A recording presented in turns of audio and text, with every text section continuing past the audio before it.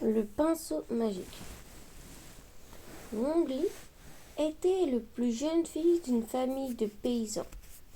Il vivait au pied des montagnes du nord de la Chine et s'occupait à garder un petit troupeau de chèvres. Comme la journée était longue, il passait son temps à observer la nature et à admirer le paysage.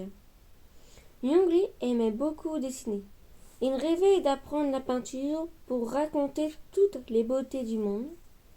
Hélas, il était si pauvre qu'il ne pouvait s'acheter un pinceau. Un jour, en passant devant une école, Wang-Li vit un maître peignant un tableau. Sur une table basse s'alignaient des pinceaux de toute taille. Wang-Li s'inclina devant l'homme. Maître, demanda-t-il, pouvez-vous me prêter un pinceau? Je voudrais apprendre la peinture. Voyant les vêtements usés de Wang-Li, le maître se mit à ricaner. Un petit pauvre qui veut apprendre la peinture. Allons, misérable, passe ton chemin. Wang-Li s'éloigna, triste mais décidé.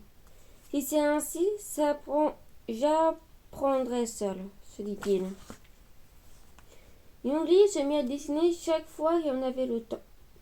Quand il ramassait du bois mort pour en faire des fagots, il dessinait des oiseaux sur le sol avec une brindille. Quand il gardait le troupeau près de la rivière, il trempait son doigt dans l'eau et dessinait des poissons sur les rochers de la rive. Le temps passa. Wang-Li dessinait si bien les oiseaux et les poissons qu'on s'attendait à les entendre chanter ou à les voir nager. Pourtant, il n'avait toujours pas de pinceau. Une nuit, il rêva qu'un homme à la barbe blanche lui tendait un pinceau en disant « Voici un pinceau magique, il est pour toi. » Quand il se réveilla, Wang-Li tenait à la main un pinceau à manche de bambou. « C'est le même que celui de mon rêve, » s'étonna le jeune garçon. Aussitôt il peignit un oiseau, et celui-ci s'envola dans les airs.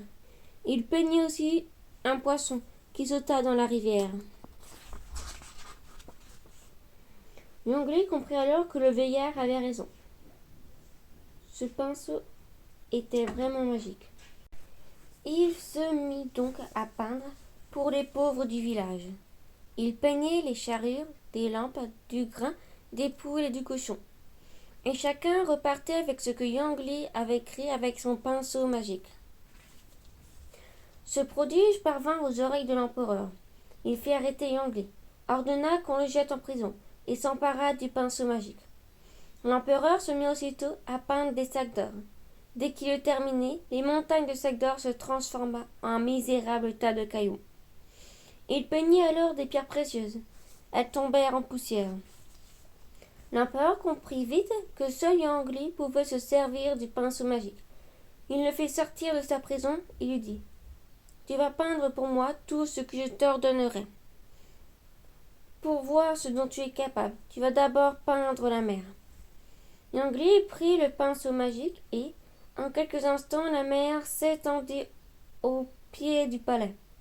L'empereur ordonna « Peins aussi des poissons. » Le pinceau dessina 1000 poissons qui se mirent à nager dans l'eau transparente. C'était si beau que l'empereur voulut naviguer. « Vite, un bateau !» ordonna-t-il. Le pinceau virevolta et un magnifique navire apparut sur les flots.